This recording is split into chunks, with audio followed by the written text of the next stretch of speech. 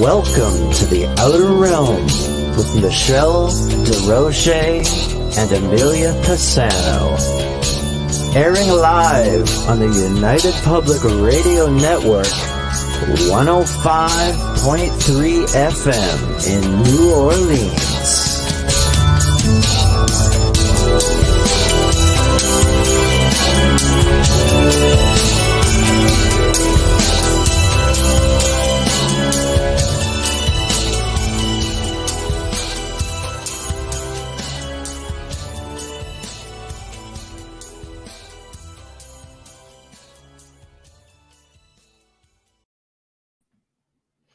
Good evening, everyone. Welcome to the Wednesday night segment of The Outer Realm.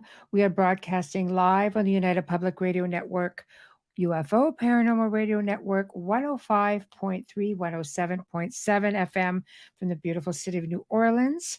We are fully sponsored by the amazing people over at Folgers Coffee who have been a part of our journey since the very beginning. So thank you, Folgers. It would not be the same without you. Also, big thank you to Dr. Snick, the sonic surgeon, aka Justin Snicker, for the contribution of his time, his music, and his voice for our intro that you just heard. He's an award-winning composer of Halloween, horror, sci-fi, and dark wave electronic music, which can't be found on all of your favorite music streaming platforms. Also, big thank you to Steve McGinnis, the artist behind the banners and the logos here at the show. Check him out on Facebook and Instagram. He also specializes in the horror genre and does unbelievable commission pieces. So tonight, I am flying solo, as you can see. Bubbles is not with me, probably for this week. Her daughter had to have a biopsy on her kidney, so the family's just going through a little bit of a roller coaster ride right now. So let's just send them lots of well wishes, love, and big hugs. And hopefully everything goes status quo, which would be nice. Tonight, we welcome for the very first time Dr. Arlan Andrews Sr., who's going to be discussing his latest book. Let's try not to butcher this. KILLARUMIYOQ, The Lost Secrets of the Shadow Machine.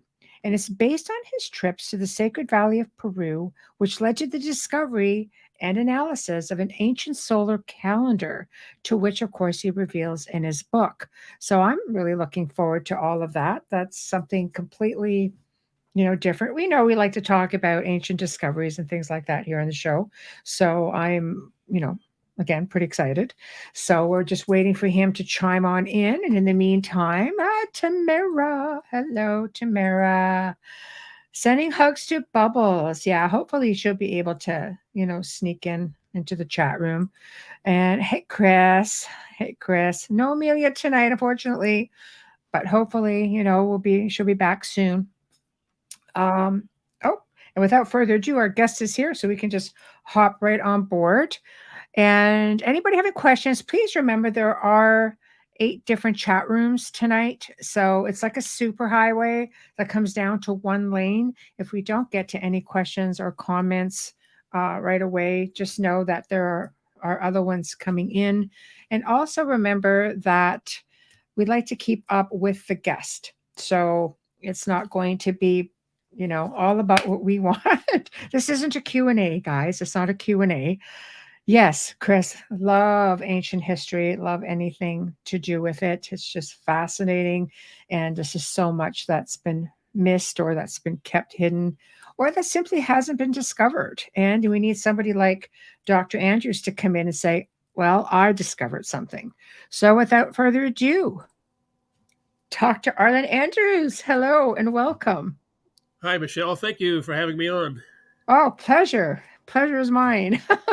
Been looking forward to it. It's just fascinating. So I like to start off with, I guess, humble beginnings. I want to give you the floor because our show typically gets probably about between 2.5 and 3 million people a night, live listeners. A good chunk of that is audio because we're an FM channel as well. So I want to make sure we get absolutely as much as possible out that you would like to get out. So where would you like to start? How did you come across this discovery? Just on a random trip to Peru?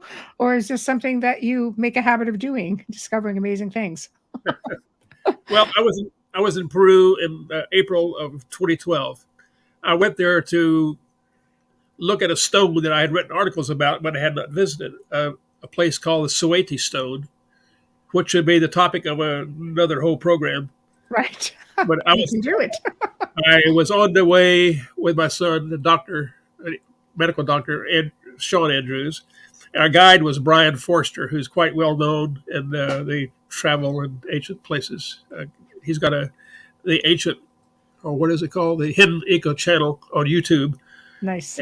And the visits I'm going to talk about are on that channel. Okay. There's a program he had called "Did the Ancient Inca Have a Clock?" And that shows the first trip we took to that place of KILLARUMIYOQ on April the 10th of 2012. And Okay. you'll see me there about 20 pounds lighter. I mean, Right. heavier than. Okay, we were on our way to Sept Stone, and we went through this little village on the way about 30 miles north of Cusco, Peru. And we saw a sign, kind of a crude sign, showing an arch. And it says KILLARUMIYOQ. And, Okay. well, let's go back tomorrow and look at that. So we did. The next day we went back. And you put a picture up of the book that I wrote about it. Yes. I almost became obsessed with this site because, let's see, we're mostly on radio, but for your TV people, I can show a picture. Maybe I can show a picture of Oh, what the site looks like if you want to go on Google Earth, and you can look up the site of KILLARUMIYOQ, and beautiful. and you can see a drone shot of it below. Okay. May I show that photo? One second. Yes. I went to you can find Dr. Andrews on Facebook, and he has some of these pictures, and this is where I borrowed them from. So here we go. Okay. There. Wonderful. Okay. Perfect. Nice big shot. Okay. And now what is this we're looking at exactly? Okay. Right here, that's a waterfall. There was an ancient site built there. Okay. The calendar we're going to talk about was part of it. Excuse me, my allergies. Oh, pardon. Sorry. There are megalithic ruins there right now. There used to be some sort of building made with big, beautiful megalithic rocks that are all scattered around. There's a waterfall, and there are steps, wet steps, dangerous wet steps. You walk up, and you come to this beautiful carving in the side of the hill. There's a huge outcrop of limestone, about 60, 80 feet wide and about 40 or 50 feet high. And into it is carved something that looks like an inverted horseshoe or an inverted crescent moon. Okay. Here we It's go. a sculpture that's about 9 feet wide. There we go. 9 feet wide, 4 feet high, and 2 feet deep. And while Sean and Brian were looking at other things, I was fascinated by this. So I sat on a stone about 25 feet due east of that and looked at it for a couple of hours. Well, first off, I said, "This is elegant. This is beautiful." It is. Uh, It is. I said, "Now, it looks like the center of it is a parabola." And what fascinated me as an engineer and somebody interested in ancient civilizations is nothing parabolic has ever shown up on any other architecture in the New World. Mm-hmm. A parabola typically means solar related. It's related to the sun in some fashion. Right. So I said, "This looks like a sundial." And these little marks you see around the edges of it, for those who are listening on radio, there are dark marks. Let's see, 8 dark marks around the side of it that look like the markings on a watch, a wristwatch. You would have an analog wristwatch. Yes. So somebody went to a lot of trouble to carve this sculpture. It's very precise. And well, it's the innermost arc there of the parabola. Mm-hmm. It's very precise. It's very, very sharp, even to the touch right now. Wow. The locations of the markings on the side are precise. But if you look at it from a distance, like this photograph shows, it looks like it's nice and smooth, and somebody said melted by a laser. No, it's not. If you get up close to it and crawl around in it like I did, Mm-hmm. you will see it was chipped by hand and maybe some Wow. sort of chisels, thousands and thousands of chisel marks. And if you look at it in detail and take measurements of everything, you'll see that it's only as precise as it has to be. Now, Right. I'm an engineer, and I looked at this. I watched the shadows move, and I said, this is a sundial of some sort. So I'm going to go back to Cusco tonight and get online and find out all the books that have been written about it because, this is great. I want to know. Right. So I got back to Cusco that night. I spent hours on the computer, and there was almost nothing about it. There were only there was one government document that said it's there. This is the name of it, KILLARUMIYOQ. Mm-hmm. Kia meaning moon, and ruby meaning stone, and yak meaning belonging to. So the stone of the moon. Wow. And that's it.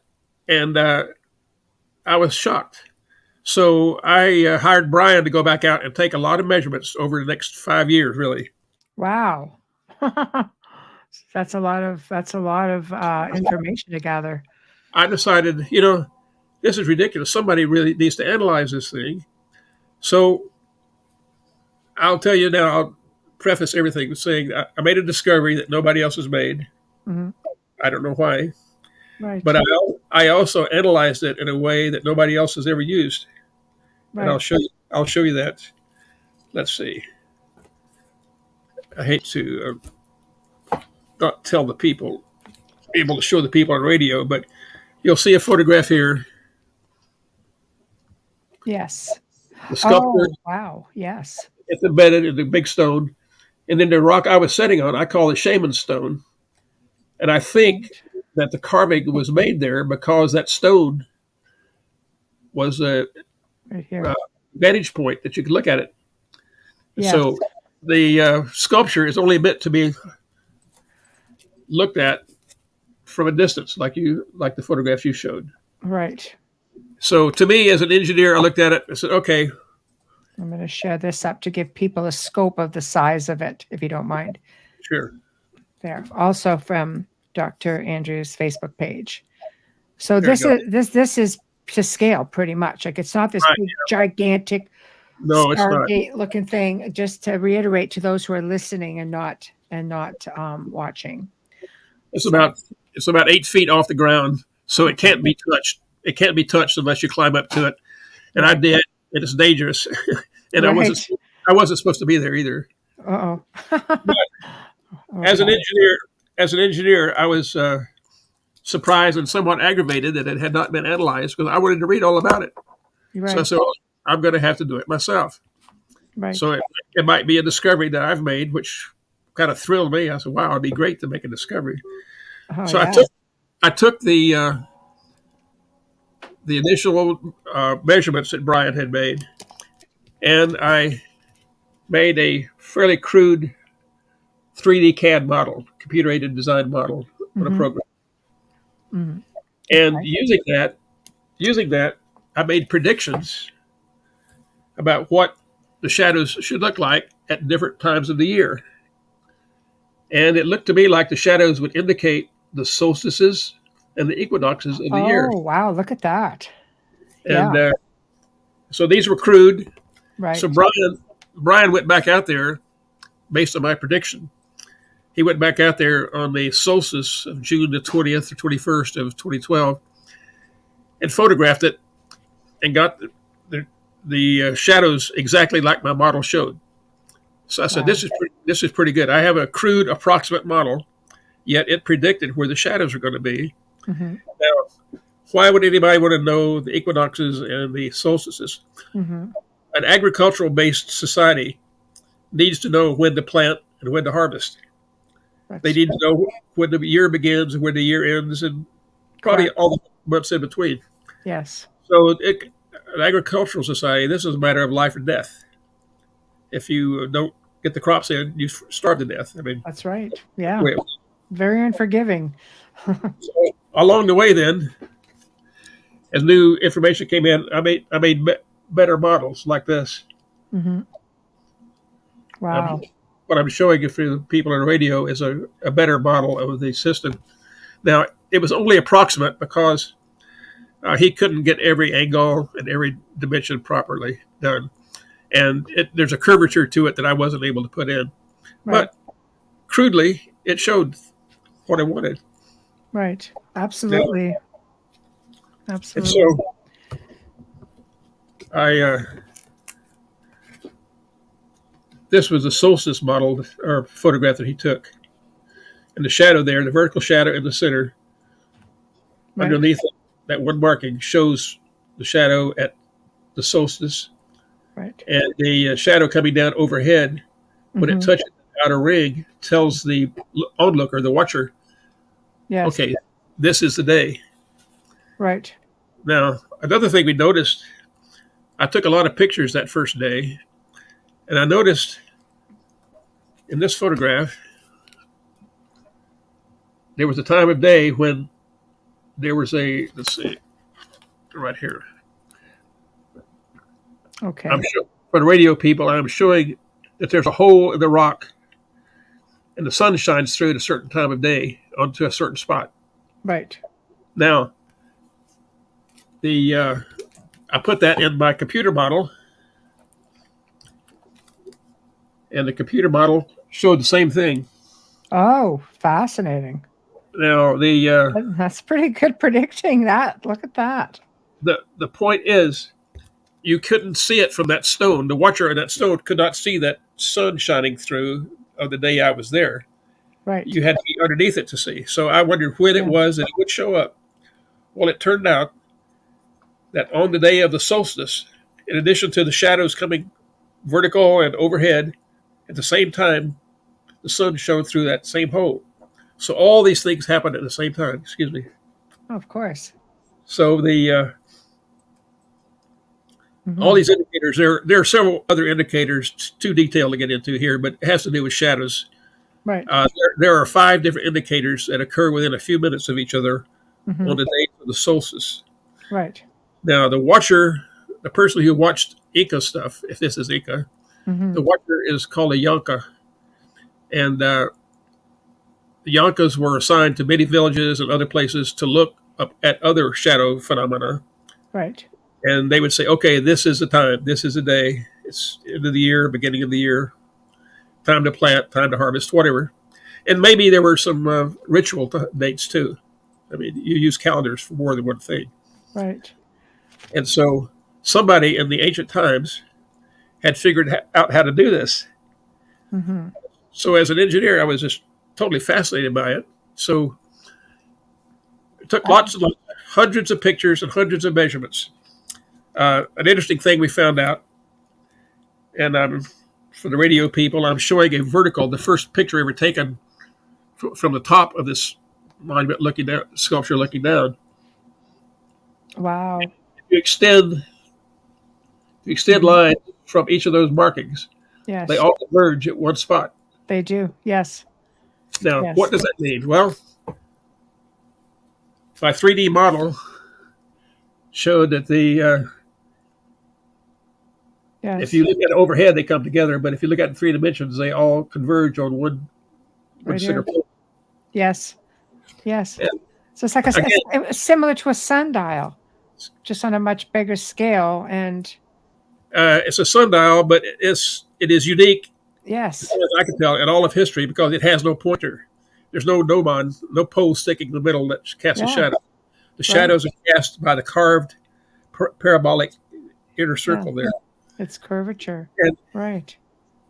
so I went back in 2017 with my brother, this time, my late brother. And I went up there on it, and I confirmed that those things do converge like that. Fascinating. Now, funny thing was, I was up there about 20 minutes, and then I'm just about through. I had about 3 or 4 more measurements to make, and I start hearing a guy yell at me in Spanish, get the hell down off of that. Yeah, you're not supposed to be there, you rebel. Well, my brother offered him, my brother offered him $100 souls, $1.50 to let me stay, but no, get down. I just wish I had increased the offer for another 10 minutes, but nevertheless, I was able to get a lot of dimensions. For those who are interested, I have the curvature or the orientation Wow. of every one of those angles. Very Now, well done. It's thank very you. difficult to say that it's crude. It's actually very Well, detailed. I for those of you who are listening and didn't see the book, I wrote a book, which is available, of course, on Amazon and the other channels, Right, I'll called, put it back up called again. KILLARUMIYOQ, Lost Yes. Secrets of the Shadow Machine. Okay, No, let me put it up again. I call it a machine, a shadow machine, because a machine is something that gives an output based on information you put into it, and Right. it's basically mechanical. It's straightforward, and this does that. If you Right. put in, if you go in your computer program, you put in a certain date and time, it will show you where the shadows are going to be. Hmm. Now, my results are approximate. What I Right. really would like to have done, if somebody would do it, the government or some agency would go in and do a laser scan of that entire face Mm-hmm. and get a perfect 3D model of the thing. Mm-hmm. Then we could see exactly what's going on. There might be a lot more functions of this thing than what I came across. Right. But I was pretty happy that the crude models or the approximate models I had were able to predict what was going to happen, and the photographs at those times showed that it did happen. Right. Right. Now, this is a discovery. But like I said, as far as I know, nobody has ever used modern computer-aided design software Mm-hmm. to analyze the shadows of an ancient artifact. Well, So this, no. this, You nailed it. I don't think anybody would even have figured it out remotely. and now in the book, the reason I mentioned the book, I want to get this in front of real archaeologists and other engineers and people. I would like people to go out and take these measurements and take pictures of shadows every day.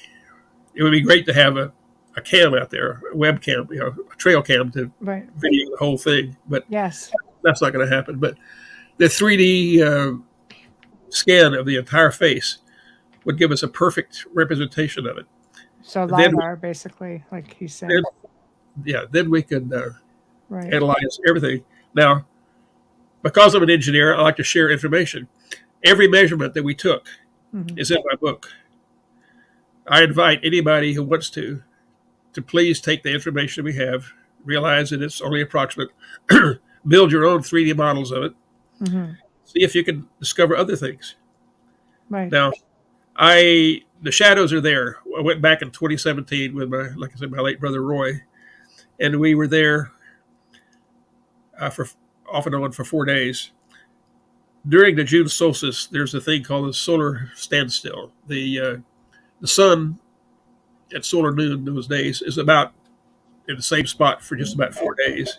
Mm-hmm. In fact, down in Peru today, they still have the celebration. They call it Inti Raymi, the celebration of the sun. Right.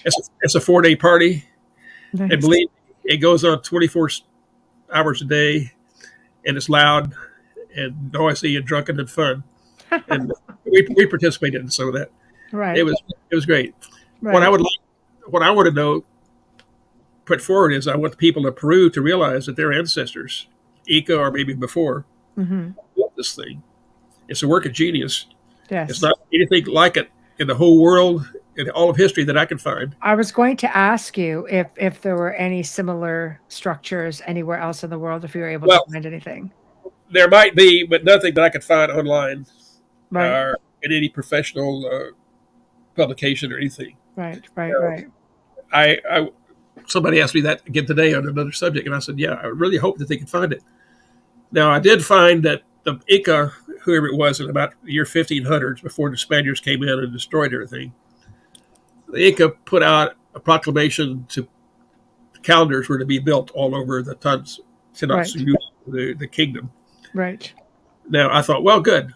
When I read that, maybe there are other ones like this, but nothing I could find anywhere in Peru or anywhere else was ever built like this. Now, if you took the same cylinder or calendar rather and moved it 50 miles, it wouldn't work the same. Mm-hmm. It's only good for I don't know how far, probably only a mile or so in each direction. Yes. Now, I don't know how many people on the radio are going to understand all this, but basically you have a thing, like I said, about 8, 9 feet wide, 4 feet high, 2 feet deep, a parabolic curve in the middle of it, and that curve defines a shadow that defines a vertical shadow, depending on where the sun is. Right. Then there are overhead stones that are also carved that produce a horizontal shadow that comes down and touches the outer ring of another parabola in the middle. Right. And when that does, that tells the Yanka, the onlooker, the watcher, okay, this is the time.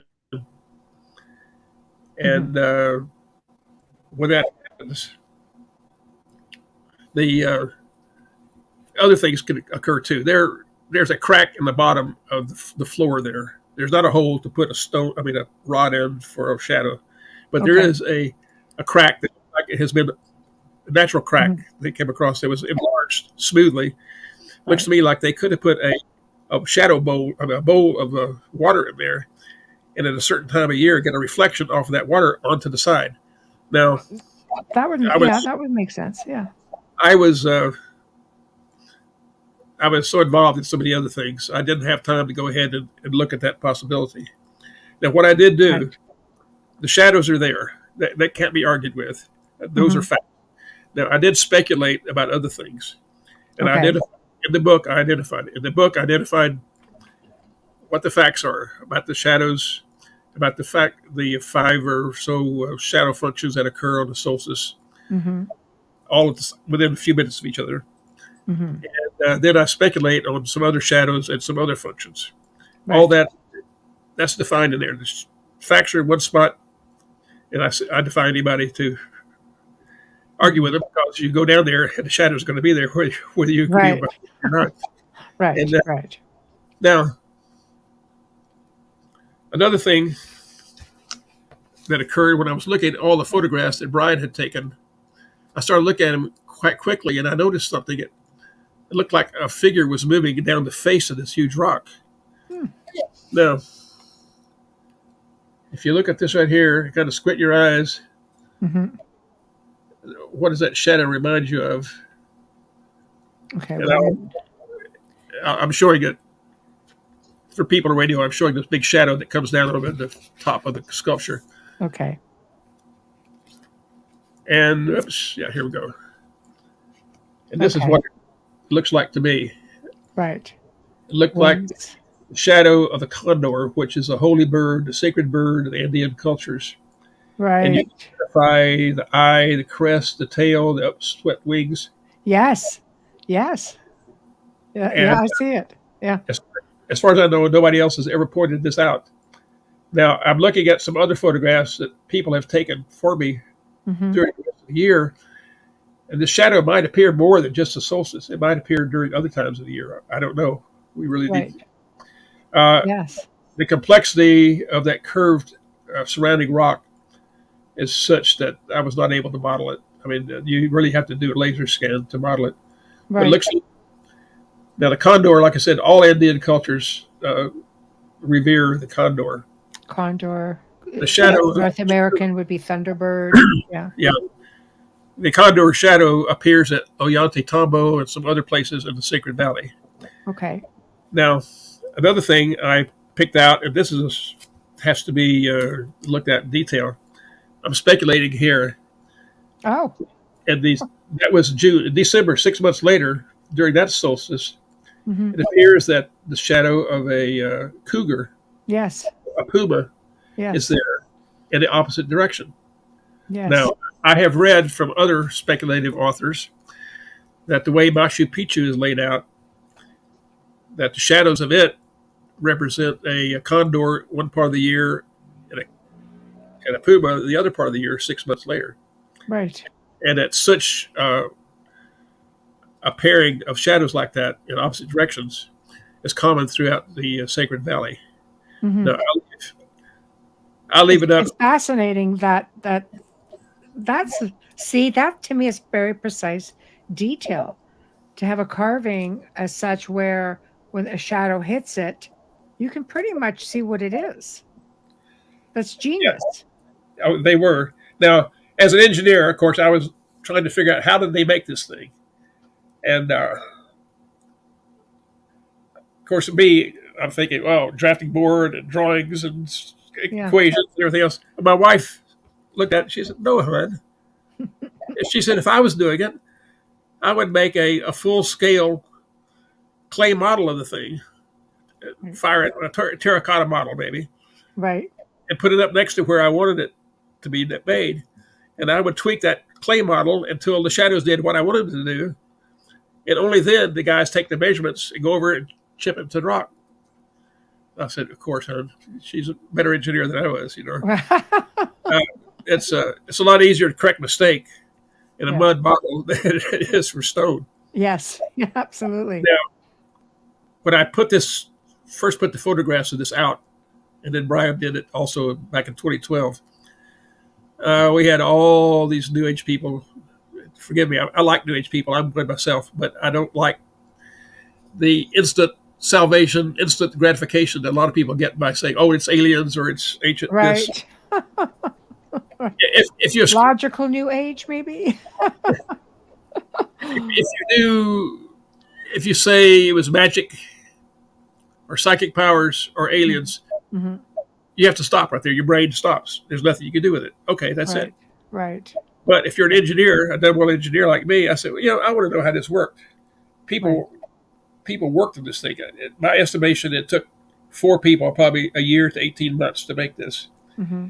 So they're not going to spend this time and money and food and everything else for something that it's like that. I mean, you need to respect the ancients. They might not have been accurate about everything, but they were darn sure good about some things. Right. So Right. in this case, in the book, I show detailed workings up close. I reproduce a 2-square-inch thing, and you can see hundreds and hundreds of marks. They had some kind of chisels. In a few places, it looked like they had great big chisels, and I don't know what those tools were. Mm-hmm. But in many cases, it was just stones. They picked out stones, and I hate the thought of working on a big limestone rock like that to make like you say, a precise model. I mean, the first guys to look at that say, "Oh my God, really? Hey, boss, you really want us to do this?" Well, you have to dissect it to understand it. Just while we're on that topic, what type of stone is it? Limestone. It is limestone, and also wondering, is there an aquifer underneath the structure? There. That you know of. That government pamphlet that I mentioned said that there was they had done some excavations and they had found an aquifer underneath. Right. Well, I'm sorry, not an aquifer, but called French drain, I guess you would say. Right.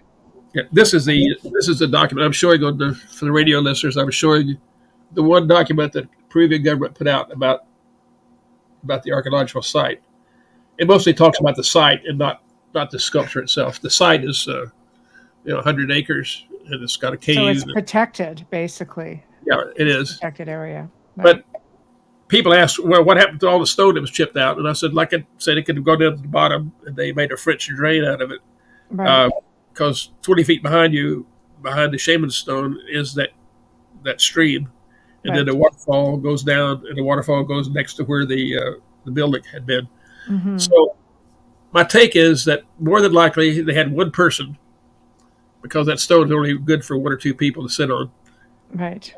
And different times of the year, he, and there always was a he, would be out there looking for something, and he's okay, it's close. Okay, today's the day, and he would go down and tell the people and the priests or the workers in that building, okay, that we can tell the folks this year has begun, the year is ended, or it's time to plant, or it's time for the celebration or whatever. Mm-hmm. But those markings on there are permanent markings. The way the thing is laid out, there's always a triangular shadow any time of day between the two, between the different, what I call wedges on the side here. Mm-hmm. And, it still works. You can still go there and it still works. And I did take videos when we were there in 2017, and it was exciting at that time because I wasn't sure. I mean, the still photographs show one thing, but to see it in actual motion was very, very That's pleasing. a whole other thing. Yes. And as far as I know, we were the first people ever to point that out and photograph it. So is there any real idea as to who built it? Who constructed this? In my book, timeline on it. In my book, I put down every quote that I could find in the archaeological literature about the site. Right. And it only takes about 3 pages. And typically they say it's there, it's the moon, it's probably a feminine idol of some sort. Feminine ceremonies take place here. That's it. Right. One Cuban archaeologist was there, and he said it might be astronomical, but he didn't do anything with it. And then somebody else said, well, there's no mention of it by the Spaniards. In fact, there was no mention of it anywhere until the modern times. I mean, when conquistadors ravaged the country, they usually made notes about what they tore up, you know. Yes. But yes. There were no notes about this at all. So it's, I don't know. That's interesting. Now, it's been out there at least since the Inca, which would be at least 500 years. Right. The Inca were only there for 100, 150 years. Right. And other cultures were there thousands of years before. So right. If you look at it, it doesn't seem to have been weathered that much. Like I said, that inner parabolic arc is still sharp to the touch. The surfaces were never really smooth. They appear smooth from a distance, but up close they're not. But they don't appear to be that weathered. Now, you go to Cusco and you look at some stones around Sacsayhuaman and some of those places, Ollantaytambo, Valley, those stones have been weathered. You can tell they're smooth edged. They've been around a while. Right. Now, this one, like I said, can't be touched unless you climb to it. So nobody ever rubbed on it or anything. Yes. So I saw some person without any evidence at all just a couple of days ago, looking on the Facebook about it, or YouTube or someplace. She said, it's 3,000 years old. I'd like to know how you got that. It would be weathered. Right, for sure.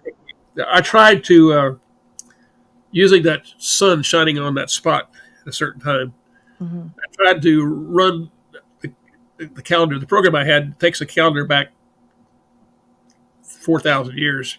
And I was trying, but I don't have the exact measurements of the hole, exact position of the hole. But I imagine you could look at that and see during the solstice where the hole shines through, the sun shines through at a certain spot. Right. To get that, it has to be exact orientation. Now, I did go back about 2,000 years, and with my crude model, it looked like it was still working 2,000 years ago. Okay. But I can't. I have no confidence in that. That's just that'd be an artifact of the program or my inaccurate measurements. That's why we need somebody to go there. Yes. Really measure the whole thing and see. Right. If they did that, they'd probably tell. Well, it's interesting because if it looks like it could have been functioning, but yet it's not weathered, like it just opens up a whole other series of questions. Did you ever observe it in the moonlight? Everybody asks it. No. First off, the place is closed. And secondly, it would be dangerous to be around there in the moonlight because you could fall off. Right. But it would be interesting setting up cameras, like you say, maybe trap cameras to observe it doing different things at different times of the year, different times of the day or night. Well, if it has anything to do with the moon, I'd be surprised because right. And I'll leave that, like I said in the book, I'll leave that as an exercise for the reader, for the student. Because the moon is a different place in my God to go back hundreds of years. The moon is all over the place, but the sun is exactly the same spot. I went back 3,000 years on there, and the sun was in the perfect spot for 3,000 years. The Earth hasn't moved very much in 3,000 years. No, surprisingly. It hasn't tilted much. There, someday, 10 or 15,000 years, it will tilt. Right. And people have asked about the orientation of the feet of this thing, but at the bottom of it, for the radio listeners, the bottom of this arch, there are vertical feet. And again, during the solstice, one of those feet goes into shadow and the other goes into sunlight immediately. There's all these other shadows happening. So, like I said, all these things can't be coincidence with all these things going on. No, I don't believe in coincidence. No. The entire sculpture is oriented at 12 or 13 degrees east of north. Now, as an engineer, I would think, north and south is exactly what I want, but this is tilted 13 degrees. And that's another thing I'll leave up to the reader or the student to calculate. I don't know if it's because it's 13 degrees south of the equator that's tilted 13 degrees, or if there's another reason. Or maybe it just had to do with the rock that they had available. So I imagine when somebody wanted to do this, they saw this great big rock out there, the big flat face. Right. And so we could carve something in there. And we got this big shaman stone sitting over here 25 feet away. We could sit on that and look directly and make our calendar there. And one thing we forgot to mention to everybody on radio is this thing is tilted back about 45 degrees. It's not vertical or horizontal. It's tilted back into the rock about 45 degrees. Okay, that's good to know. And so again, the uniqueness of it is it's got that parabola in the middle that defines the shadow, tells you what time it is. It's got the overhead rocks that have been carved to give you an overhead indicator to say, okay, do your reading now. And it's tilted at 45 degrees with no rod to give a shadow. So all these things make it unique. And to me now, the building of it's not that big a deal. I'll have to give my wife credit for coming up with that. But to me, the concept of it, the person or persons who thought of this, who in the world would ever think of such a thing? I mean, right. So I enjoy definitely human, yes. In your perspective, do you think these are made by human hands? Yeah. No, okay. Yeah. I have to ask because you know how the hubbub about the pyramids. That was part of my the crap I had to put up with when I first showed the pictures of it back in 2012. Yeah. Oh, it's melted into stone. No, it's not. Oh, it was made by aliens. What proof of that? Again, if you say aliens, you got to quit. There's no way to analyze it. Just drop it. Yeah. I mean, in my estimation, I know people are going to argue with me. My estimation, there is no evidence whatsoever, zero zilch, that any alien ever built anything on Earth. It was all done by ancient people, smart people, engineers, artisans, architects, sculptors, people working with hands. And to say that it was done by magic or aliens is an insult. And actually, I don't want to get into it too deeply. Oh, it's okay. Our audience is completely wide open to everything. Actually, it all goes. Actually, to me, it's culturalist and racist. Okay, interesting. To do that. Okay. People say these little brown people in the Andes couldn't have come up with this thing.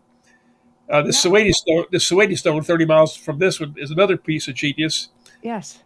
That has a real lost technology built into it that I'll talk about another time. Right. I mean, lost technology you can identify. It's there. It's been there hundreds or thousands of years. Right. So, and my friend Chris Dunn, of course, can tell you all about the stuff that we saw in Egypt, and he's still reporting about Egypt. Yeah, and writing about Egypt.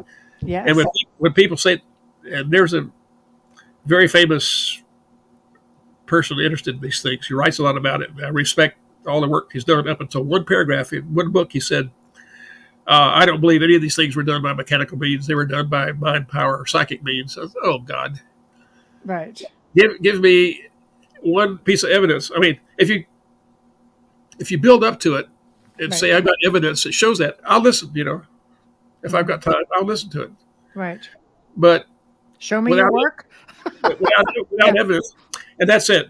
In my work here, every measurement we took, every dimension we took, every angle we took, everything is in this book. And I invite other people, like I said, to build their own models. Go try it out, because they might find things I overlooked. In fact, there will be. There's a lot more to it than what I was able to find. No, about mathematics, right? I mean, at the end of the day. It's, in the book I show how different parabolas describe the the inner workings and the layout and everything. I don't know. Mm-hmm. There's no evidence, that the Inca or the other Indian tribes had cultures had advanced mathematics or geometry. I don't know. Well, I mean, ancient cultures follow the stars. Ancient cultures, I think, and here's a perfect comment. Genius like this happens when the population is not dumbed down by media or tech addictions. Right. So I think you have a community that worked together. I mean, some of the best scholars came out of ancient times. I was in Egypt one time with Chris Dunn and others, and a lady was giving us a tour of the West Bank. And I saw a young boy about 15 years old herding a bunch of sheep and goats across the street. And I said, how come this kid's not in school? It's school time. She said, no, the people in the West Bank raise our food. They don't go beyond eighth grade, eighth form. I said, you realize that this kid right there might be the smartest person who ever lived? You're not giving him an education. You're making him raise goats. Mm-hmm. Well, that's just the way it is. On the East Bank, we are, she was basically saying, on the East Bank, we're superior. We get master's degrees and everything. And on the West Bank, they'd raise our food. Wow. Oh my God. And so this kind of racism, culturalism, and arrogance. It's a tough world, Arlan. It's a tough world. In Egypt as well as here. Yeah. Oh, yeah. I've been. It's a very, very cut and dry mix, sadly. Well, yeah, the guy named Rachmaninjan from India was a self-educated guy. Right. If you read about him, and he had mathematics that nobody else in the world did. So, yes. Brains and minds are packaged in different ways, but they can be great no matter where they are. I agree with you. Now, what I want to see out of this, besides getting credit for being the discoverer, of course, I am that much of an egotist, of course. Who isn't? It's okay. Pat yourself on the back. Well, why not? I mean, exactly. That's what I say. I mean, my friend Chris Dunn looked at pyramids and sculptures in Egypt and saw things that nobody else had ever seen. Right. All the millions of people had been there, and nobody else ever saw what he saw. Now, he was my inspiration for this. Mine is not in the same league with that, of course, but it is different. What I would like to see is that this thing be made a World Heritage Site. So that little village, San Martin de Porres, next to it, which is dirt poor, but it becomes a tourist attraction. Now, it's funny. We were there in 2012, and the crude sign, and we went back the next day and drove out there on this rough road, had to stop and hike about a quarter mile up to the site and everything. And all they had was a sign, don't get up here, not prohibited. Yeah. But that was all. There was nothing. Mm-hmm. So 5 years later, in 2017, we go back. Wow, next to the highway is a great big sign, beautifully done. Oh. Archaeological site. So we drive up there, and now there's a rope across and a gate across the road, and there's a visitor center, and you go inside, and they have models of it and everything else. They don't pay much attention to the sculpture, but the entire archaeological site, and you have to pay money to go to it. I said, well, that's great. 5 years. I'm sure the road is going to be great. We got in there, the road was worse. Oh. They had not maintained the road at all, and we had to hike. This time I had 30 pounds of equipment with me, and my brother had a bunch of stuff, and we had to tote all this stuff up those wet stairs and around. Right. Not improved the site at all, but at least they had paid some attention to it. The funny thing was, we were getting ready to leave, and we took a road back behind it. And as we were walking by, I was complaining about the upkeep of the thing. And at that moment, the road gave way underneath me, and I started falling down the hillside about 50 feet. And if I had gone much further, there was about a 20-foot drop-off there. So I had to just start running myself to get myself back in balance and not fall off the edge. And I said, well, that's the last time I'll complain about anything where anybody can hear me. Right. I complained. And we wanted to go out there at daybreak, but it didn't open then. And also, it's dangerous to be around the site in the dark. Mm-hmm. And in fact, the State Department keeps giving out these warnings about Peru anywhere anymore about crime. They've had so many illegals come across from Venezuela and other places that there are daylight Right. robberies. I Right. can't speak to that. I'm not there, but I keep Yeah. getting these State Department warnings because I'm under their list So of. proceed with caution, basically. Yeah. Yeah, go out. Don't go alone. Don't go alone. In fact, don't go to Cusco alone. Right. Always have somebody with you. I had a Wow. friend who was mugged there years Mhm. ago, and it still happens. But Oh, not going to get any easier. Um, I think to turn this into a World Heritage Site, and I agree with magazine over here, you're going to need to get, I mean, modern day stuff to preserve an ancient site. Get bloggers, maybe put in a live cam. People would like the live camera thing. That's a great well, yeah, idea to build an online audience. To maybe live raise money to get the LiDAR done. a live cam would be done. Would be nice to have. I'm afraid the way things are right now, it would be stolen. Ah, But good but point. good. Yes, yes, That's what I thought about at the time. But it would be nice. It'd be nice totally to characterize the entire thing yes, yeah. and find out what else it does, what else these shadows do.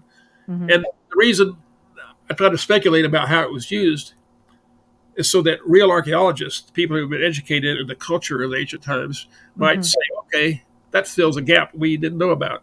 Yes, We always wondered yeah. about such and such. Maybe this was. Now, I did send a copy of the book, to a respected Indian archaeologist in Chicago, and he said he'd received it. He hadn't had time to review it. The last Hmm. time I communicated with him, he was in Peru, and asked him to please go by and take a look himself, because I would like to do a professional paper about it.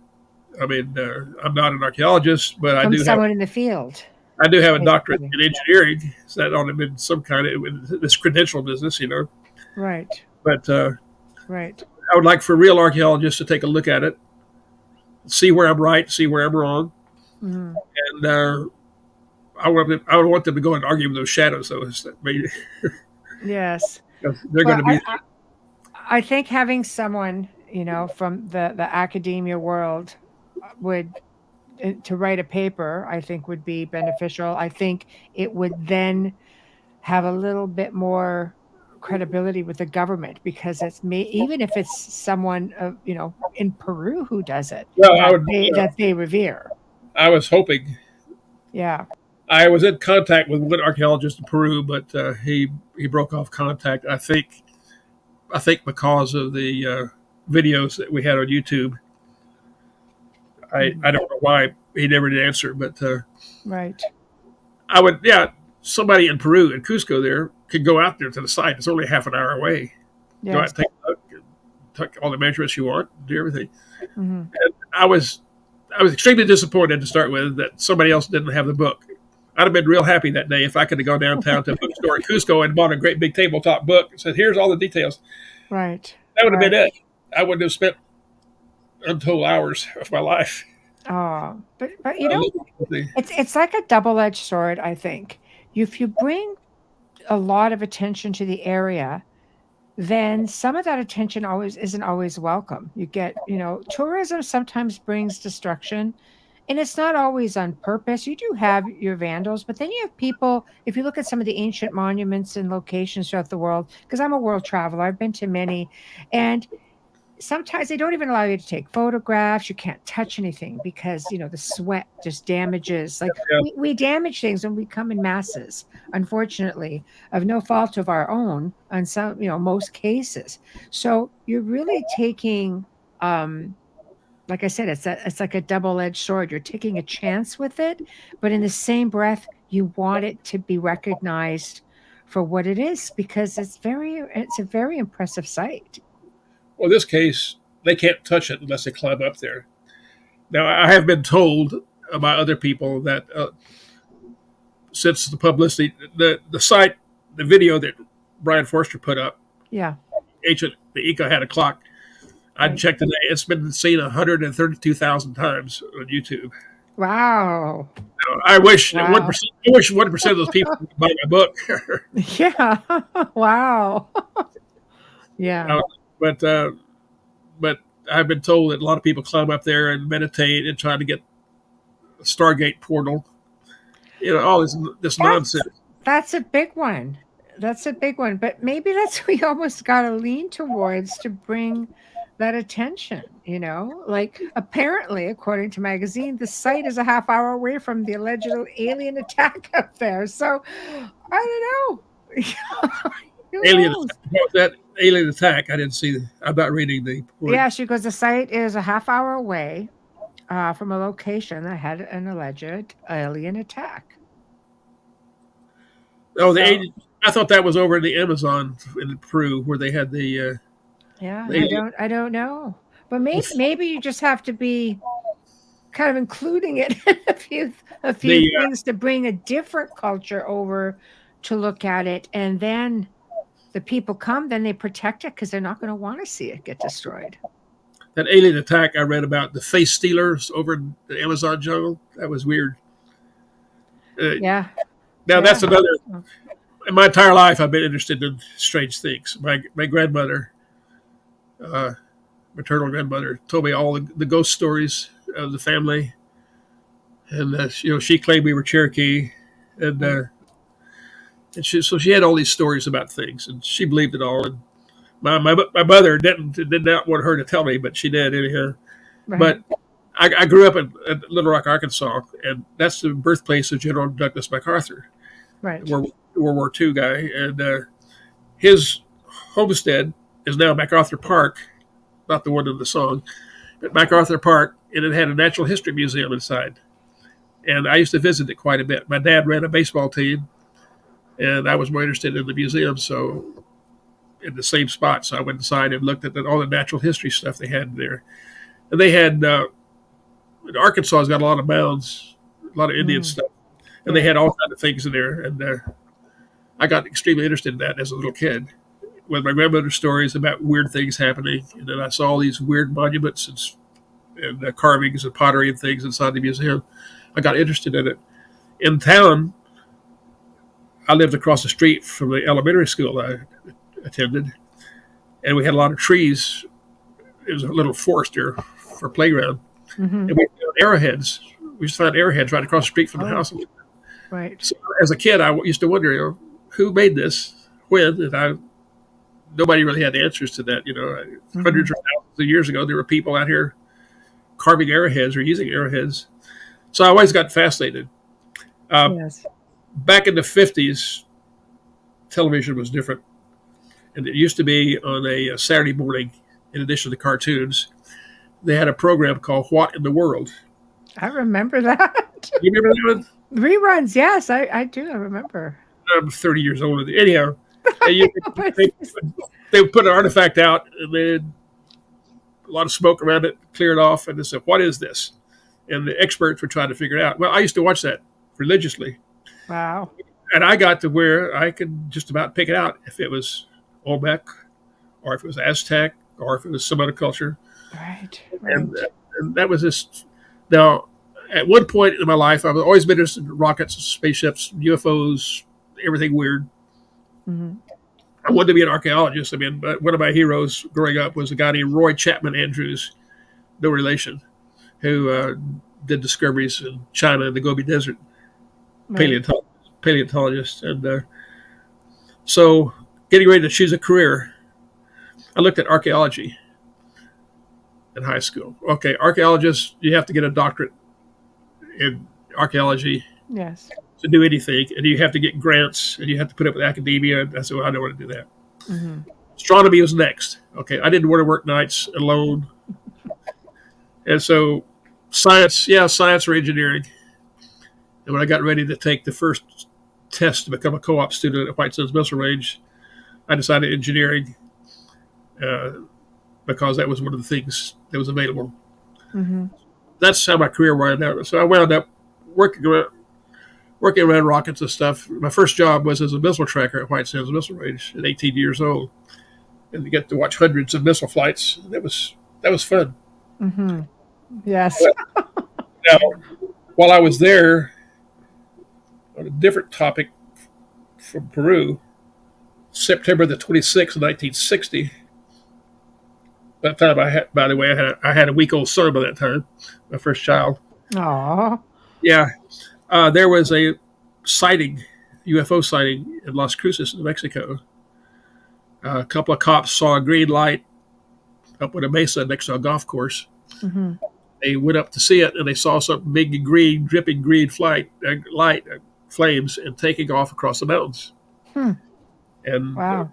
security guards at White Sands Missile Range over there at Holloman Air Force Base saw it, and they said it was probably a meteorite. Now, I might only have been a young engineer, but I didn't think meteorites took off from the ground. No.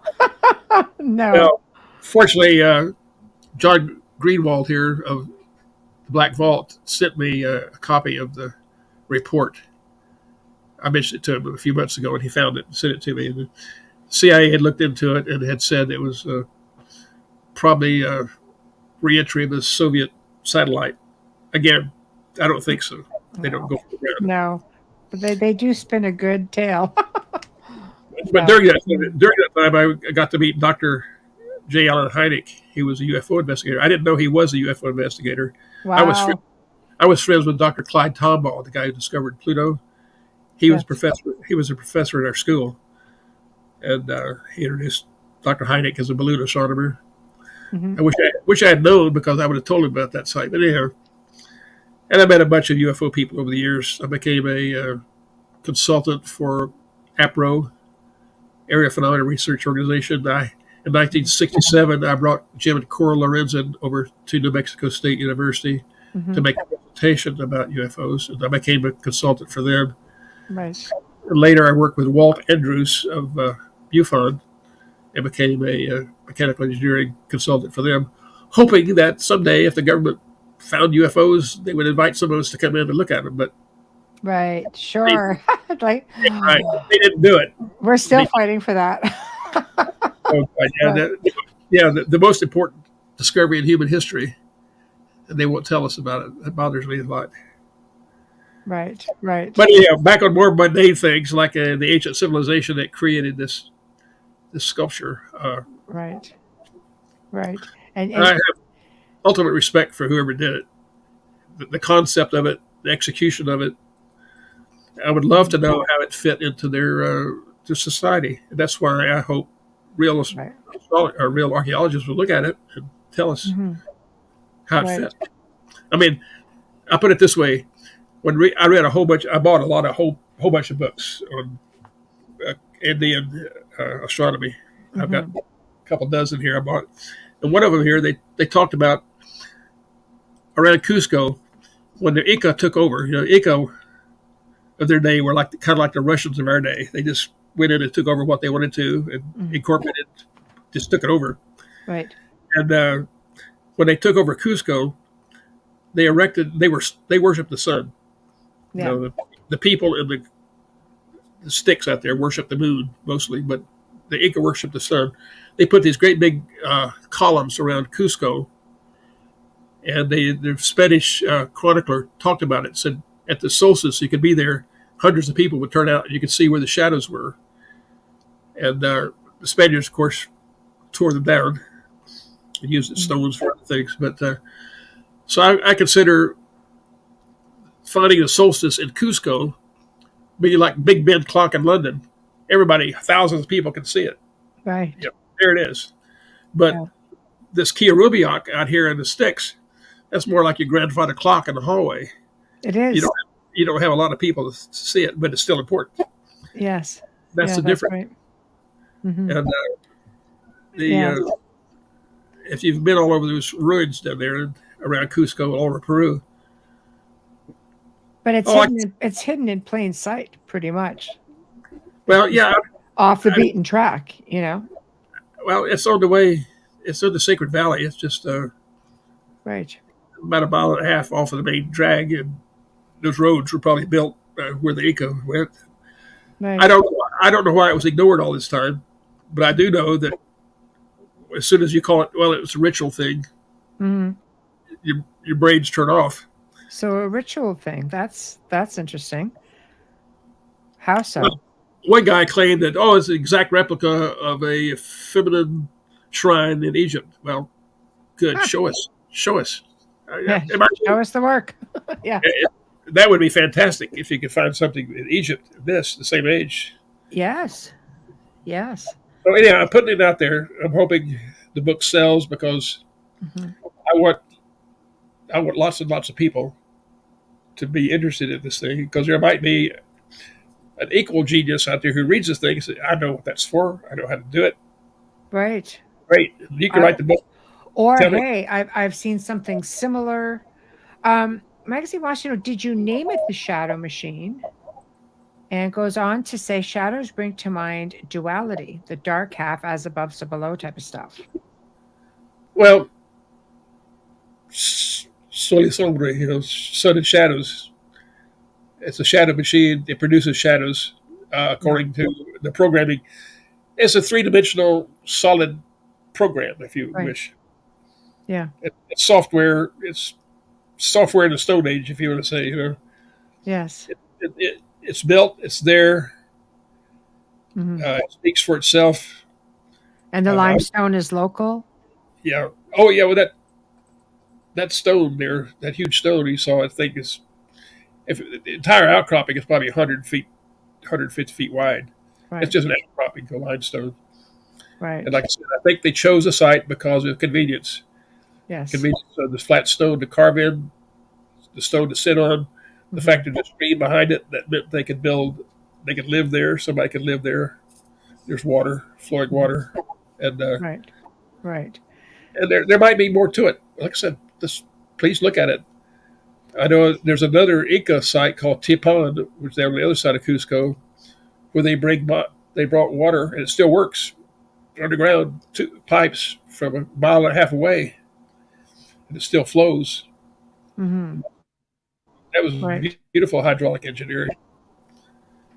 Right. And that Suede stone I keep talking about, that is to me a three-dimensional representation of a teaching machine, probably a documenting machine. Mm-hmm. It's a scale model of a lot of hydraulic works in Peru. And but like I said, that's another subject. I want to write a book about it, but I don't have enough measurements. We spent a couple of days there. Yeah, it'll come. But she goes, yeah, shadows, light mirrors, water reflections, because you thought maybe they may have had a bowl with water. So it seems to be something that could potentially be working on different levels, not just, the shadow, but the lights. Yeah, mirrors. It could be. One photograph there, you see there's a crack, and it points toward one of those markings. And like I said, if you put a long bowl of water in there, and the sun shines at a certain time, it will give probably a ray of light at the side. But like I said, I just didn't have the time or inclination to go ahead and do that. There's so many nuances to this that you can spend your entire life on. I wanted to hurry up and get the information out to other people who work on it. Let's face it. A lot of these ancient cultures had, they built monuments, and we in the modern times think, oh, it's this big spectacular thing that does this and that. But meanwhile, it's an elaborate sundial. And you see examples of it all over the planet. And here you've got this very elaborate device that is essentially that sort of a timekeeping machine, because you're right, to go back to the ancient times, it was all about the solstices. That's what they followed the stars, and they followed, the sun. And if you missed the boat, you didn't eat that year. That's it. So successful societies were able to use that information. The unsuccessful ones died. Mm-hmm. Nature. Tamara says it would be good to know what building was destroyed that was with that shadow machine. Do you have any idea? No, there's a downhill from there.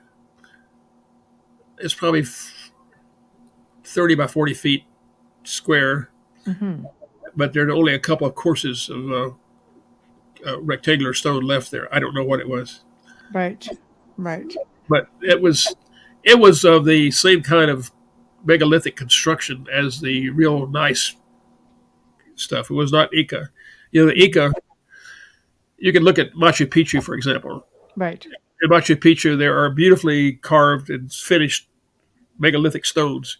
And above those, you see stones that the Inca piled on with mortar. Mm-hmm. And so, more than likely, that Mm-hmm. that megalithic building was not Inca, Right. which kind of suggests that perhaps KILLARUMIYOQ itself was not Inca. Now, according to the archaeologists that I did read, they said that the name KILLARUMIYOQ doesn't appear anywhere. It's just what the locals called it because it looked like the moon to them, looked like a crescent moon. So they called it the moonstone, but nobody knows what it was originally called or what language it was in. Right. So like I said, I get a lot of people interested in it, letting other people look at it and work with it, and let's see what else we can find out. Let's make it a ongoing. It's so fascinating. Yeah. Well, I would love it if they could actually find something similar elsewhere and you could just sort of connect the dots. It would probably answer so many other questions for you. For example, all the pyramids throughout the world tells us that there were advanced cultures that made their way somewhere to build these exact same monuments, just different styles. But at the end of the day, they're pretty much the same monuments. Yeah, all the henges, all the mounds, like the similarities. I thought it was fascinating when I was there. I've been to both the Great Pyramid at Giza and the Pyramid of the Sun at Teotihuacan, rather. And, yes. And they both have the same base. They both have the base dimension is the same, both of those now. Wow, really? I wonder why is that? I mean, I doubt if they were built at the same time, but is that reflective of some ancient system of measurement or what? Right. I mean, it goes on and on. I was on Ancient Aliens once. They wanted me to come and talk about the use of mica on the Pyramid of the Sun. Right. And the way they put it to me, we want you to talk about mica. Was it used for spaceships landing on that pyramid, or was it used for protection against radiation on this pyramid? I said, look, I'm not even going to dignify that with any kind of answer. Right. Let's call the whole thing off. Oh, we can't call it off because we've already bought tickets for you. You got to fly out to Denver and be interviewed. I was down in Texas at the time, and right. That's a tough one. So I wouldn't do it. I was going to call it off, but they said, "Well, what kind of answers? What kind of questions will you answer?" So I gave them some. Mm-hmm. They still ask other questions, but I refuse to say those words. Right. Like Brian told me, if you refuse to say Ancient Aliens on there, you'll never be on again. And so he was probably right because I only had that 1 hour of interview. They've played it. They split it up into two different parts, two different times. Right.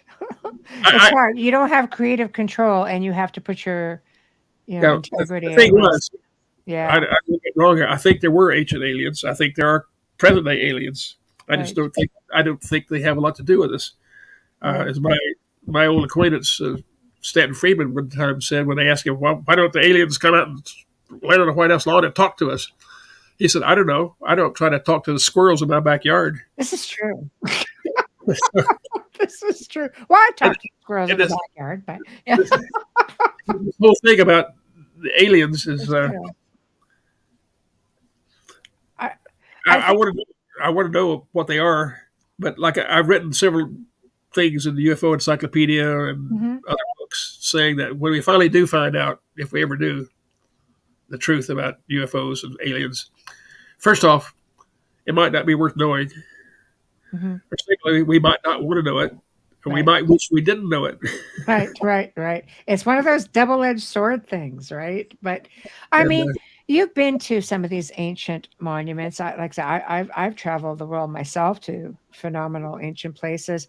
We know there was definitely cultures here long before us. We're not the first kick of the can at the planet. We're probably the fourth or fifth with respect to civilizations. They found a lot of out-of-place artifacts that leave us scratching our heads. We, pre-ice age, civilizations, we can look at some of the hieroglyphs and petroglyphs and some of the ancient structures. We know there's something to it for sure.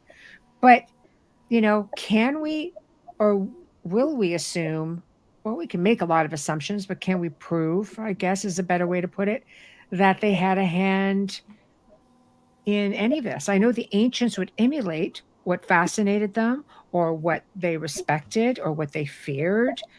They would emulate some of the things that they saw. We know that because we see them in petroglyphs and hieroglyphs and et cetera, et cetera. So maybe that's why people are so anxious to go there. People want to think your discovery is a bloody Stargate because it's exciting and it's like, can you imagine? Like, people want to look at that. If you say, well, it's a sundial, can it beam us out somewhere? Like they want that mystery behind it. So I'm a hard-headed engineer, and right. to me, the first off, it's pretty to look at, and secondly, it was majestic in its conception and the execution. And that's enough for me. Yeah. If you put all these other mystical things in there, you can't prove it, and so to me, it's a waste of time. Right. Too many New Agers that I've met over the years, and I've been meeting New Agers for 60 years now. Right. And been one, looking for some sort of instant salvation. In meditation, if you want to get perfect meditation, you're going to be a Tibetan monk, and you're going to spend 50 years alone in a damn cave and starve yourself to death. You're going to get it by some guru from India who's going to give you a 15-minute mantra. Like I did that. I've done that too. Right. I've taken maybe they've got to do 3D imaging to go through that rock and see what else in and around under, Well, a 3D scan can do it. I mean, somebody can sit up in a day. You have to have permission, though. In fact, in Peru, you have to have permission to take professional cameras in, and the number of chips you bring in to take pictures with. So I've probably violated all kind of laws. I probably never go back again right. Yeah, naughty. Yeah. I'm writing another novel right now about what went on before. And part of the novel is, and part of my belief is this: you look at Gunung Padang in Indonesia. My friend Lee Pennington went there a few years ago and did a lot of surveys and stuff, and talked to this guy, Danny Hillerman, who found it, and they dated parts of it back 24,000 years old. Wow. Now, let's think about it. What kind of science do we have? Our science didn't really begin until the 1600s. Right. And we had all kind of knowledge gathering before that, but there was no something that you could call science. Maybe stretch it maybe the 1500s, but until you had Newton and Leibniz and these guys, you didn't really have science. You had a lot of interested rich guys who went around and wrote neat things about animals and stuff. But so we've had only 500 years of science. Mm-hmm. What if on Indonesia, before it sank under the ocean in the Ice Age, Younger Dryas, what if you had an island there, you had some kind of civilization that went on for 5,000 years and had 5,000 years of science and not 500 years? What if they were interested in astronomy and geology and everything else? Mm-hmm. And they were isolated enough so they didn't have any enemies coming in like the Egyptians and Indians did, rolling over them every 100 years and murdering millions of people, or plagues or earthquakes. Mm-hmm. So if you had an island in Indonesia, and maybe they got all their tribal things settled the first couple thousand years, and then there were a few million people living there, and they started science. And they did it for 5,000 years, about 500 years. Mm-hmm. Then some catastrophe hits like the Younger Dryas or a meteor or some plague or a huge tsunami or something. Mm-hmm.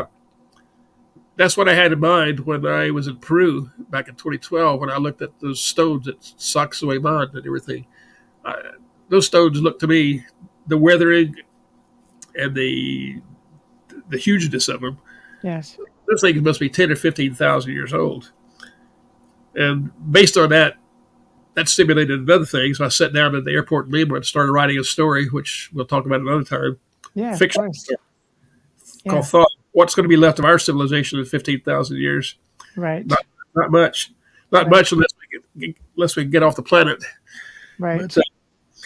But anyhow, That's coming up November, people, just so you know. Tune in.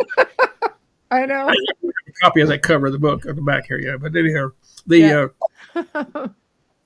you imagine these things, and I want to keep it on a human basis. I mean, Yes. Right. if we do meet these aliens that they're talking about, or the UFOs, UAPs right now, Mm-hmm. that's going to be the most important event in human history since we crawled out of the sea, I think. Mm-hmm. Because it all depends on whether they're near to us or if they're a billion years ahead of us. Then, again, talking to squirrels might be too much. I might be talking to bacteria. You know, we might be the bacteria to them. Yeah. It's whatever they Yeah. whatever they want to do. Whatever they want to do will be done. Period. That's it. Right. And of course, my first thing is, I used to say when I used to give UFO talks many years ago, I said, when I meet the aliens, I want to get their franchise for technology for Earth. I want to be the middleman to sell technology to Earth. Right. Can you imagine if we meet them and they're humanoid and we can look at them and they'll talk to us? They can get to the moon in 5 minutes. Wouldn't that be grand? Well, yeah, SpaceX stock will be. What happens to the stock market? What happens to the stock market when they have a fusion generator the size of your iPhone, and we don't need electricity anymore? We don't need. Imagine you're a South Sea Islander in the 1940s, and you've never seen a person from a civilized world. Mm-hmm. A great big ship pulls up in your harbor. Right. All of a sudden, every social construct that you have, every belief system you have, everything you have is totally out the window. Right. Now I think in our case, depending on how bad it is, the adjustment is, I think the religious people in the world will have no problem with this. I keep hearing all this arrogant things. Well, religions will die off if we meet aliens. No, every religion on earth, every imam and rabbi and preacher and pope and everybody else will make accommodations to it. The people who won't be able to make accommodations to it are the most educated and brilliant scientists that we have right now, because all of a sudden everything that they know is worthless. These people are a million years ahead of us. Dr. Heinlein one time said, there will be a science of the year 3000.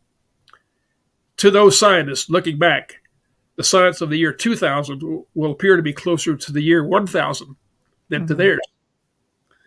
Right. So if you brought Archimedes, most brilliant guy in the past, up to the present, he would appreciate our mechanical things.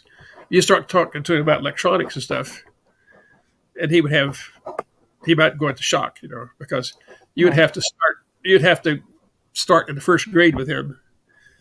He might learn fast, but you'd have to everything you ever knew about things is changed, and that might be the engineers. We engineers won't have any problem with it because hey, you got alien stuff. Let us have it. Let us play with it. Let's go. Right. I doubt if we'd be able to reverse engineer everything, because and that might be one of the problems that they've come across if they have reverse engineered over the years. Yes, I believe If so. you take one of our big things in the news now, you take one of our F-16 aircraft, which are old to us, and put it back in 1890 and tell them to reverse engineer it. Right. They would know what it does, but they wouldn't have any clue about where to begin. And where do you begin to study a semiconductor? Yeah. I mean, every time you tried to test it with the equipment they had in 1890, Tesla, they blow it apart. And there would be no way to reverse engineer something that advanced. Right. Right. Now, as a UFO guy over the years, I've heard all these stories before about things, and I never believed any of them. I didn't believe that we ever retrieved and reverse engineered anything, because we have no evidence of it. Now, if Lockheed came out with an anti-gravity machine tomorrow, then I'd say, okay, maybe there is something to it. But Well, it we've had, doesn't mean they're going to put it right out there for the world to see. A lot of it is national security, I believe, as well. You don't want the other guy, or the enemy, so to speak, because let's face it, especially during Cold War times, you don't want anybody knowing what you've got. There's yeah, that argument as well. but it would be nice if we had it, to have a Yes. fleet. We have a fleet of those that sail around the world and, Yes. hey guys, give up. Let's be in peace because you don't have a chance. Look what we got. Exactly. But you never want to be, you want the poker face. You never want to tip your hand either.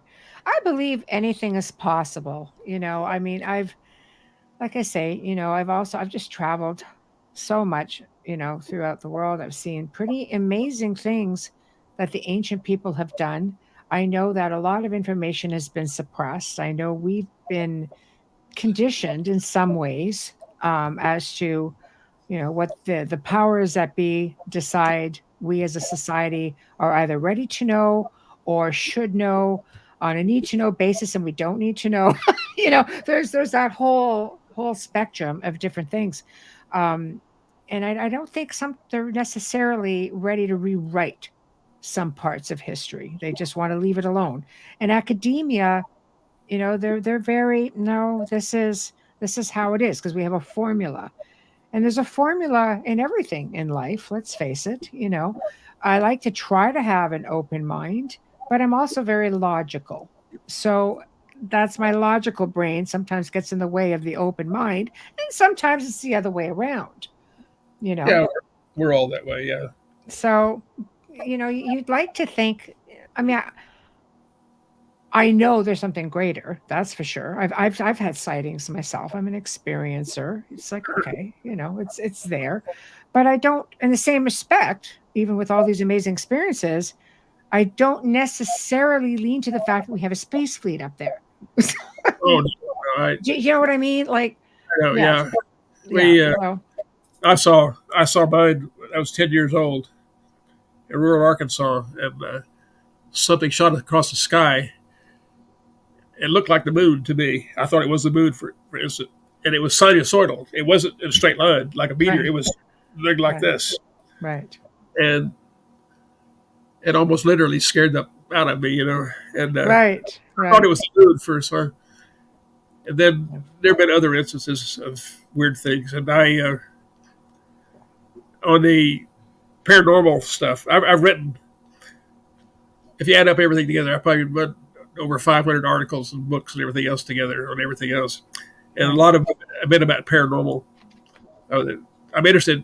To me, it's all one thing. There's not Right. science and magic and paranormal and everything. It's all one spectrum. Magic and the paranormal are things we don't understand yet. Now, I have to agree with somebody who said once that they used the word queer to mean strange. The universe is not only queerer than we imagine, it's queerer than we can imagine. Right. So it might be beyond us, but hey, Right. until we get to that point, we're doing pretty good so far. Right. I've had these arguments with people before who are devout atheists. I said, I have no problem with you believing whatever you want to, but Right. you can't come out and say that that there is no God. You're a total atheist, because Yeah. when you say that, you're telling me that you, one little dinky person, this one little dinky planet, one little dinky galaxy in the universe, Right. you're aware of every relationship, every being, every creation, every event that's occurred and occurring in this whole universe and all the multiple universes beside Right. us. And I don't believe it. I say, you don't know much of anything. And so for yourself, no problem. Do whatever you want. But don't Yeah. you can't make a proclamation that that's the way it is, because you look at the pictures that the JWST has taken out there Mhm. of a trillion galaxies. And some Right. of them are 14 billion light years away. Right. If your philosophy and your religion doesn't take all that into account, then Mhm. to me, it doesn't count. Somehow, whatever your belief system is, has got to accommodate the fact that the universe is pretty damn big. Like Kurt Vonnegut said, the universe is pretty big, might be the biggest, So it and I have the same kind of disregard for people who make proclamations in their field of interest. I wrote an article for Analog Magazine a few years ago called "Limits of Belief." Now, getting to Egypt and ancient archaeology and everything, Yes. I really respect people who do this. I mean, I really want to be an archaeologist. I respect somebody who spent 30 years figuring out all the cases and uses of the hieroglyphic grammar, That's hard work. and cuneiform and all that. I'm so happy that people do that. But you can't take that and go off into an area you don't know about. Chris Dunn and I were touring the Egyptian Museum in Cairo. Oh, spectacular. He shows me this glass case. It shows all the tools that they've used working. You start off with bird bones and little chisels and stones and things like that, and diorite stones. And like Chris says, now they had continuous 3,000 years of civilization. Their tools never got any better. That's all they were able to do. Give me a break. Right. His shop in Indiana, the shop he worked at in England, in 5 years, the guys working in those shops with a hand, they came up with different tools themselves. Yes. So in 3,000 years, that's not going to literally. There's going to be some kind of evolution, is what you're saying. It's literally not going to cut it. Right. Not a pun. Right. And so obviously what they're showing us there is not good. So when an archaeologist, unfortunately, a lot of people have never built anything with their hands or designed something or had something built or done things. And I was interviewed for that show, Revelation of the Pyramids. Right. I had about 15 seconds on there. During that show, I told the guys what I want to do. I'm begging the professional archaeologist and anthropologist, I guess it matters too, to invite in other people who work with their hands, the engineers, the technicians, the artisans, the sculptors, the pottery makers. Bring those people in, give their opinion, because most of you people have an academic background and you've never built anything. Right. You've never built anything. You've never had to put anything into a factory or have other people build it or any of that stuff. I mean, I've had people during different talks say, well, we couldn't build the pyramids today if we had to. Well, let me ask you something. There's a 20-story building downtown. Could you build that? Yeah. Do you know how to do that? No, you don't know a damn thing about that. Right. So somebody who knew how to do it did it. Right. Right. Just because you don't know how to do it doesn't mean that aliens did it. Well, it's just like saying, you have your carpenters, you have your stonemasons, Right. like there are people who specialize in different things and they do just that. That's all they do. Then that's what they know. At the end of the day, we're a really tiny little grain of sand on a really, really big beach. And it's very hard to say definitively anything other than just, speculating. Because I think until we actually die and we can be up there and be all knowing and say, okay, that's how they did it. Right now we're limited by time, by space, by our physical being, by the things that we know or we're allowed to know, or by experience or lack of. It's a pretty fascinating ride, I guess, is the best way to put it. It's a pretty fascinating ride, and all you can do is keep educating yourself. And like yourself, you went out, you saw something that fascinated you, you looked at it, and you decided, I'm going to try to dissect this thing. I want to figure it out. What's it all about? And I think if, more people had that drive or the ability to just take one. I mean, this is pretty grandiose on the big, scale of things.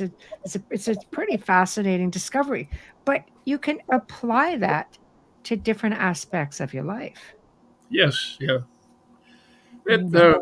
Well, it's an engineering education, I guess. Engineering education. I always envied those people I knew in college who were taking liberal arts courses, humanities courses. Right. So I took as many as my engineering curriculum book would allow me. Every year they liberalized it, so I took sociology and psychology and world history and world literature and political science and stuff. Things that my engineering friends, most of them didn't want to take. They said, "Oh, that stuff." I said, "Why do you take them?" I said, "Well, first off, to me, it's easy. There's not any intellectual challenge in any of those courses. And believe me, I was able to blow people away in those courses. There's nothing to it. And why? Because in engineering, in engineering problems, there's typically only one answer. There's a right answer. Everything else is wrong. In political science, psychology, sociology, literature, all these things, freshman comp and everything else, your opinion means something. And as you can see right here for the last hour or so, I could BS with just about anybody if you're not talking about sports. and your opinion meant something in political science. My political science teacher was a hard leftist, and I didn't know it at the time, but I was libertarian. I didn't know it. That's what I was. But we argued on every single thing, yet he had to give me an A in a class because I blew away every one of his tests because he was honest about it. Right. You know, we disagreed, but he respected the answers. And right. It was so nice to be able. I always wondered what it'd be like to take a course, a degree, in a field where your opinion meant something. Because engineering is hard and fast. Yes. It meant nothing. Now you got to be creative, right? But it's logical. And the limits of what's possible. And, right. So that's why I was an engineer, not a scientist. Right. But it paid off because you've discovered this amazing location and you've theorized. I mean, a lot of these type of places, ancient places, a lot of it is theory, but that's half the fun. I think if you had all the answers, then the journey would pretty much come to an end, and that's never any fun. It's great when you can keep going. So how do people find your book? How can they find your book? It's on Amazon. Oh, okay. Hopefully Amazon works in other countries that way too. I guess there are different Amazons. It only comes in the paperback. We were not able to do a Kindle version, unfortunately. The publisher I deal with was not able to do a Kindle version. Okay. So it's there. The main thing is I invite everybody to read it, analyze it, and come up with your own stuff and get in contact with me. I can be found on Facebook easily. Yeah. And I'd like to hear from anybody who has opinions of it. If anybody buys it on Amazon, I would appreciate a review because Amazon helps you when you get a lot of reviews. But I want to get the word out. I want to get the word out to anybody who wants to look at it, and especially professionals who might have other takes on it and other ways to look at it. And I will make a point of going to get the Amazon link, and I will post it in the show description. So Great. This way here, people can just click on it and go. And I will make sure that all the YouTube channels have it. And this way here, there it is. Nice and easy. So do you have anything coming up? Do you have any other shows coming up that you'd like to promote or any events? There's an event in October called the Ancient Artifact Preservation Society, AAPS, in the Upper Peninsula of Michigan. Okay. And a lot of people are going to be presenting talk. I'm scheduled to present a talk on this there myself. Oh, that's great. So will they be able to get copies of your book from there? Or is it strictly as Amazon? Do you have any that you'll be able to sell and sign? Yeah, there should be some. Yeah. Oh, fantastic. Okay. Yeah. Another thing I'd like to mention, it's not to do with this, but it's to do with our whole subject. Okay. New age and everything. Yeah. Dr. Catherine Asaro, who's a singer and a ballet person and also a scientist, she sings a song that I wrote called Ancient Ages, and that's on YouTube. Okay. And what's your YouTube channel? It's just, I don't know, let's look on YouTube and look at A Sorrow, Ancient Ages. Okay. It's a song that I wrote, and she's adapted it and sings it. And it's, if you're interested in Celtic or pagan music, you might be interested in that too. Oh yeah, absolutely. I like to record it Absolutely. because she does a good job of it. And there's the story behind that song that I wrote was another whole another whole program to talk about it. But basically, it was a vision, a revelation that came in the middle of a storm, dark and stormy night. Believe it or not, Right. and Oh, she does a good job of it. But yeah, the words came to me like automatic writing, and the music did too. it's beautiful. So Catherine of Sorrow, Ancient Ages, and I always appreciate any comments about that. In other words, I'm interested in all kind of weird stuff. No, I mean, love it.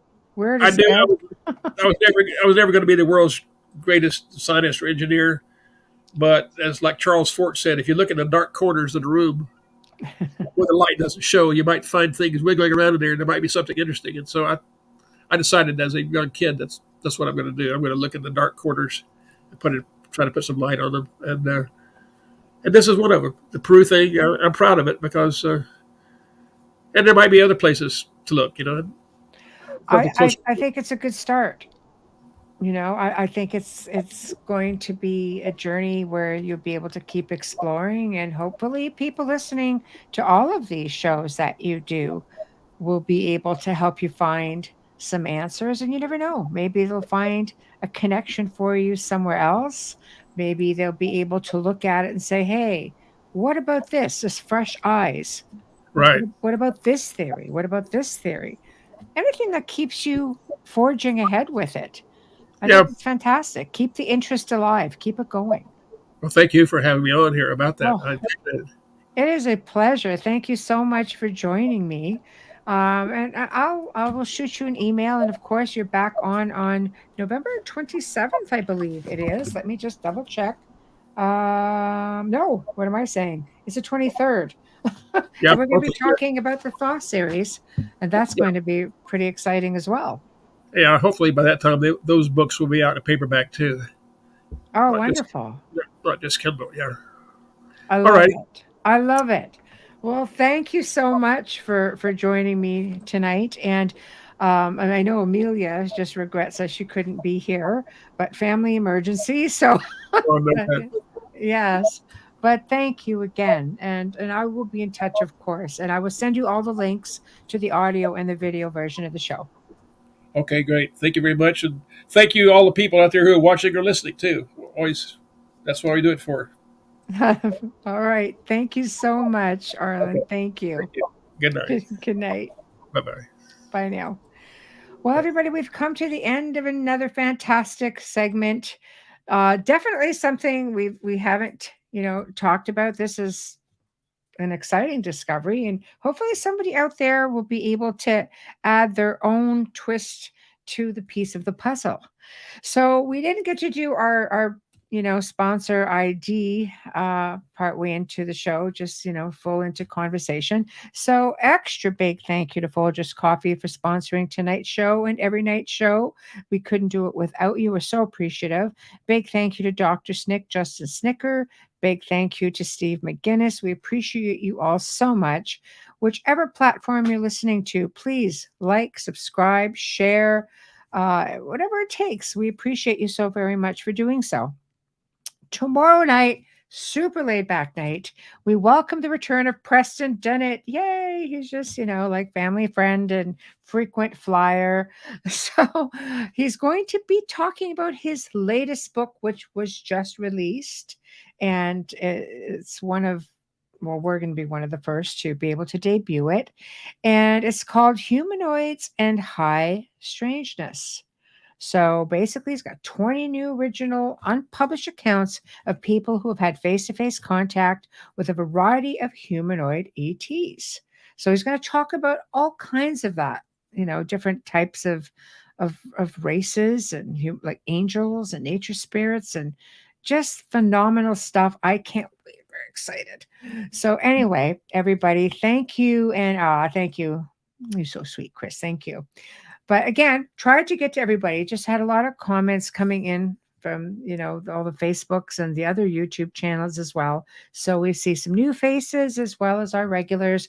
So again, love and appreciate you all. You make the show that much better. So we shall see you all tomorrow night. Good night.